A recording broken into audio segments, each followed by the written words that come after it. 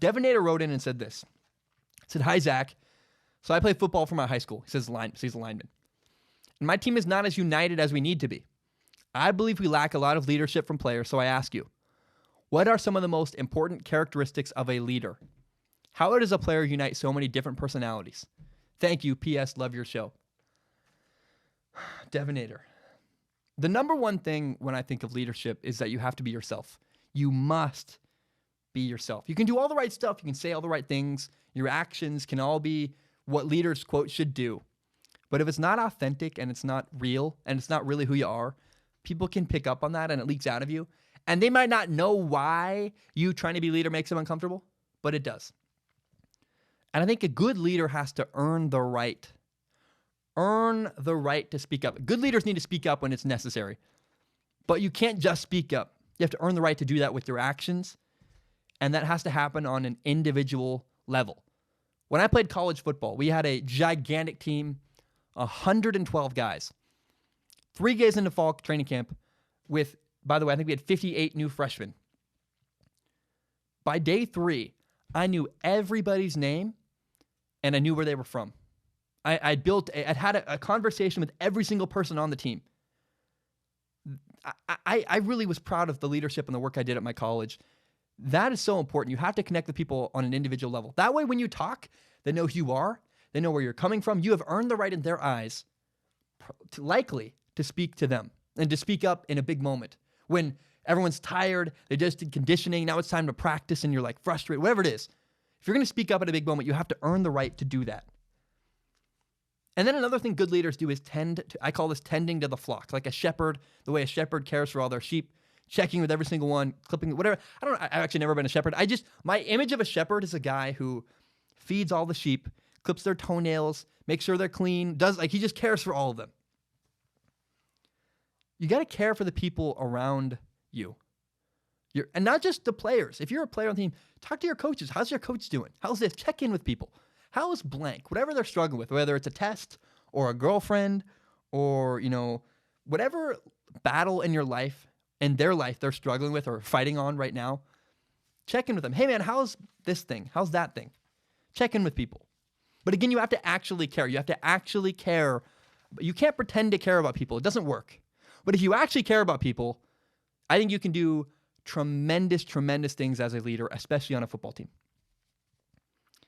Another thing great leaders do, in my opinion, is they own their flaws and they own their mistakes. Tom Brady, all good leaders in the NFL do this. All good leaders in every aspect of life are willing to admit, hey, I was wrong about this. I was wrong about that. Hey, man, I screwed up and I'm going to own that. I'm sorry. I'll do better next time. If you don't hold yourself to a high standard, then how can the people around you? And how can it go both ways? If you don't hold yourself to a high standard, how can you correct Cameron when he runs a bad route? How can you help Bryson when he could catch? I'm naming teammates of mine from high school. I love them, by the way. They're great guys. How can you help them? How can you call them out? You can't. If I don't ever own that I'm screwed up and broken, I can't ever help and call other guys when I need more from them. The last part I want to talk about is I stole it from the wisest coach I've ever met. I met a guy named George Crace, who was just a wonderful human. He's a legend in the Northwest, coaching high school football. He was very, very kind to me. He said that good leaders have 4 characteristics. He said good leaders have trust. You trust them, the people around them. You trust a good leader. Good leaders offer stability. They are stable. You can rely on them. So trust and stability. The third thing is care. Good leaders genuinely have to care about the people. They must genuinely care about the people around them. And the fourth thing is that good leaders offer hope. This one spoke to me so much because a good leader offers hope for the future, that it's all going to work out and you're going to make it.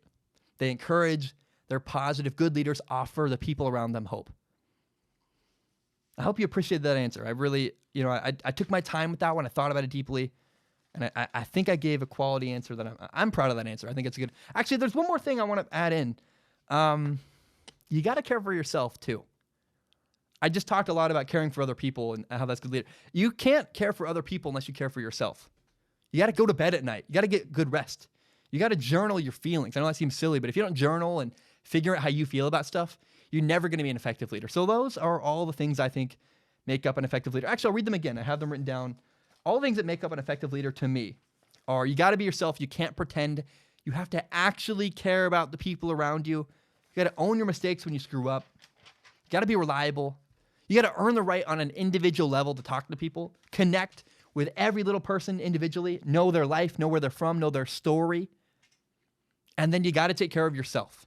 You got to take care of yourself. If you don't take care of yourself, you can't help other people. One thing that I always think of is I was on a plane a couple times this weekend. I flew to Salt Lake and back. So that's 4 total flights because I had connections both times. Connection in Denver on the way down, connection Phoenix on the way back. And when they tell you about plane safety, they talk about how when the mask comes down, like the plane's going down, you're going to crash, the mask falls down. And they say, put it on the person next to you. Or sorry. They say this. They say, make sure when the mask comes down, if you have a kid next to you, put the mask on yourself first because you can't help the person next to you unless you can breathe. So you got to take care of yourself. Then you can put the mask on you can help someone else get their mask on, right? I hope that makes sense. But the point is you can't be an effective leader unless you're in a good spot and have done the work to take care of yourself first. People who support me on Patreon, patreon.com/Zach Schaumler. It's $1 a month. If you want to give me $1 a month, you can. Great. I really appreciate it. You want to give me more than that? That would be even better. It pays my bills literally. I survived doing this. But $1 a month gives you access to submit questions to me. And I, with my eyeballs, look at every single question that is submitted on patreon.com. I only accept questions on Patreon through the Patreon DMs or through you can comment on the posts. I leave posts saying, ask Zach this week, comment below. Now, I will not guarantee, if you pay me money and submit a question, I will not guarantee to read it on the show.